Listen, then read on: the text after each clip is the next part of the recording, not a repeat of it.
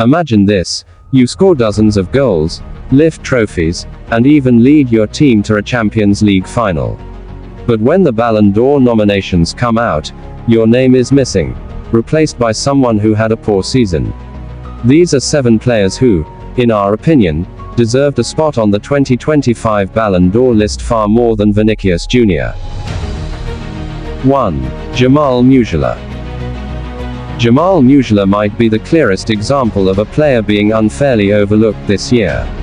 The 2024-25 season was his best yet, full of creativity, deadly dribbles, and crucial contributions for Bayern Munich. According to WhoScored, he had the 9th highest average rating across Europe's top 5 leagues. He wasn't just a Bundesliga star, he was a key figure in Bayern's league dominance.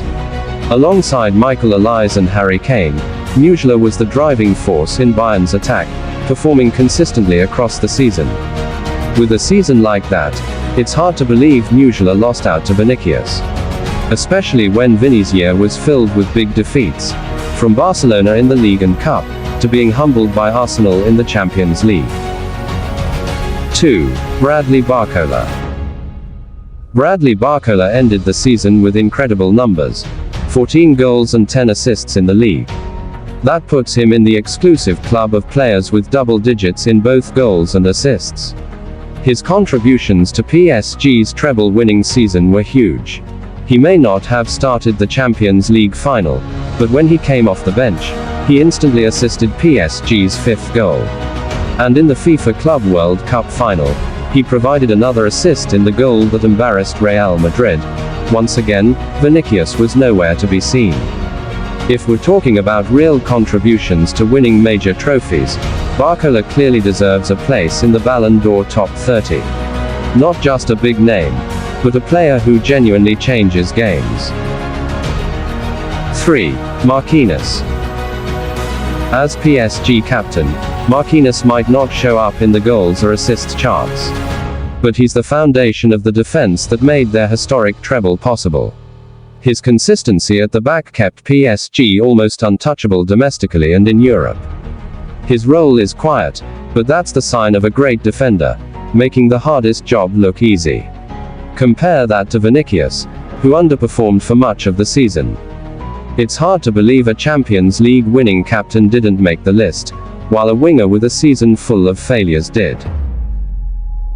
4. Alexander Isak. Alexander Isak was Newcastle's goal machine last season. 23 goals in the Premier League, securing Champions League football, and even scoring in the Carabao Cup final at Wembley. Performances like that had Liverpool bidding over £100 million for him. His goals weren't just plenty. They were crucial, often coming in big moments to secure points or seal important wins. Given that record, it's strange his name was missing. If we're talking about direct impact on a team's success, Isak clearly deserves the spot over Vinicius, who barely showed up in decisive moments. 5. Ryan Gravenberch.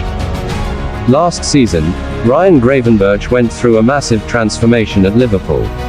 Under Arne Slot, he was deployed as a defensive midfielder, and the results were outstanding. He became the link between defense and attack, keeping balance in a team that went on to win the Premier League. Liverpool already have 3 players on the Ballon d'Or list: Van Dijk, Salah, and Mac Allister.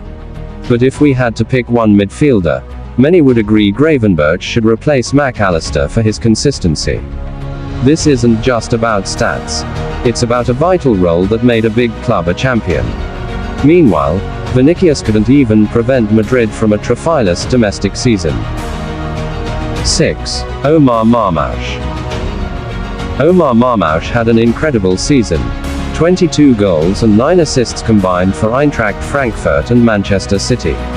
That ranked him 4th in Europe for total goal contributions. He adapted quickly to 2 different clubs in a single season, stayed productive, and was a threat in every match.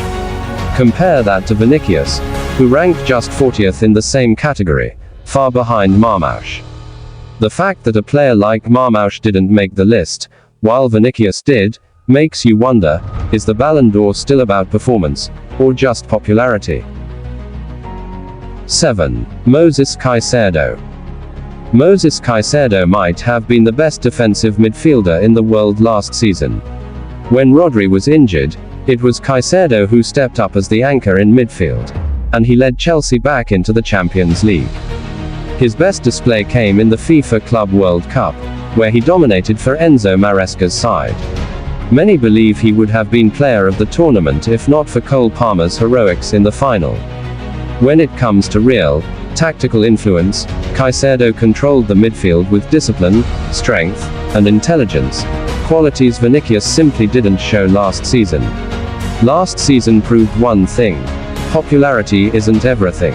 From Musiala to Caicedo, there are players who deserved the Ballon d'Or spotlight, yet were overlooked in favor of names whose performances dipped.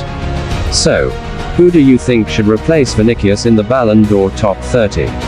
Drop your answer in the comments.